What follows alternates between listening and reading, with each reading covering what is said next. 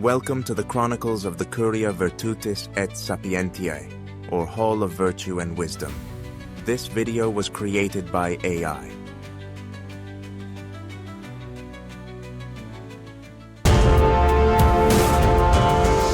To establish our independence was but a step. To build a just republic is a labor without end. My name is Dr. Benjamin Rush, physician, patriot, signer of the Declaration of Independence, friend to the wounded, the mad, and the misjudged, rebel against empire, and, I suppose, the most dangerously hopeful man of my generation.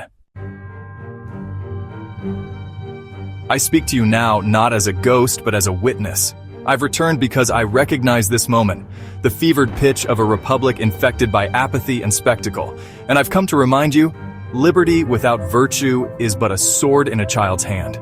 When I signed that parchment in Philadelphia, I did not do so because I hated kings. I did it because I loved mankind, and dared to believe that men could govern themselves with decency. But now,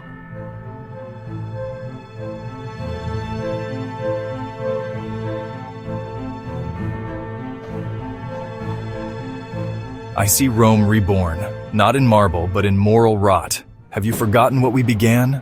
They called me an abolitionist, a lunatic, a troublemaker. But I was simply a doctor, who saw injustice not as natural, but as treatable.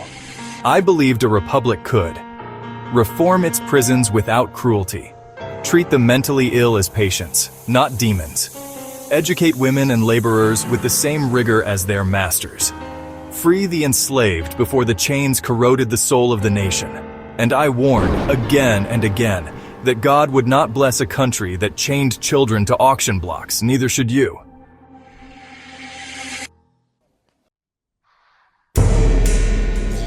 When the guns fell silent in 1783, I wrote to John Adams, "The American war is over, but this is far from being the case with the American Revolution." That's still true. The battles today are not for territory, but for truth, for memory, for the right to say that Tuskegee happened, that internment camps existed, that truth is not treason. Your war is quiet, fought in classrooms, in courtrooms, in living rooms.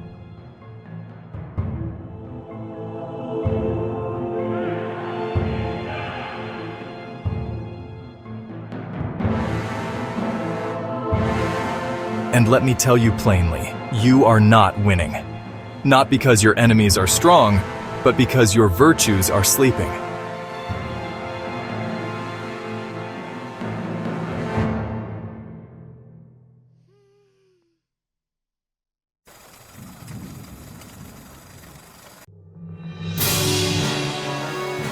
Today, I see two ancient dangers rising again. One, authoritarianism draped in patriotism. The other, cynicism dressed as wisdom. The tyrant says, "Trust only me." The cynic says, "Trust no one." Both say, "Don't think, obey." You must resist them both.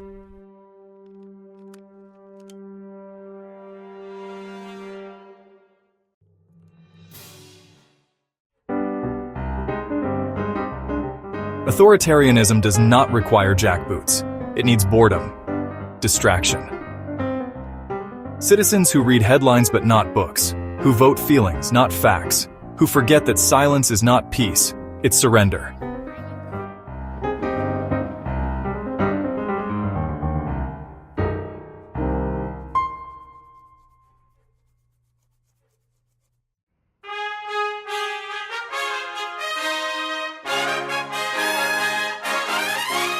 I still believe in America, not the loud one, not the cruel one, but the quiet one, where kindness still outnumbers cruelty, and the Constitution isn't just a prop on a politician's bookshelf.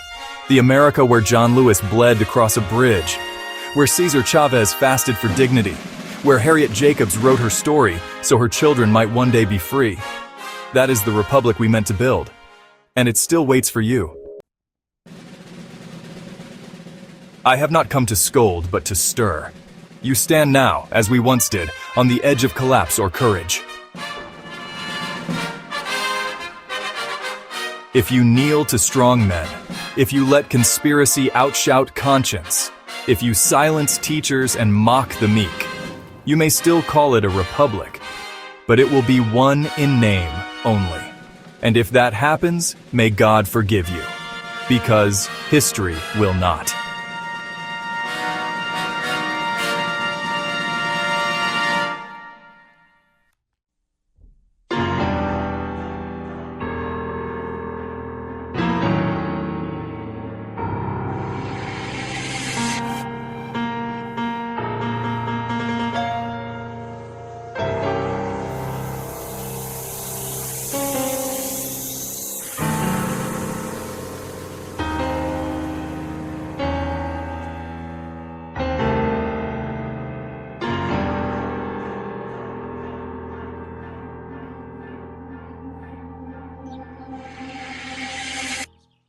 The only foundation for a useful education in a republic is to be laid in religion. Without this, there can be no virtue, and without virtue, there can be no liberty. Benjamin Rush.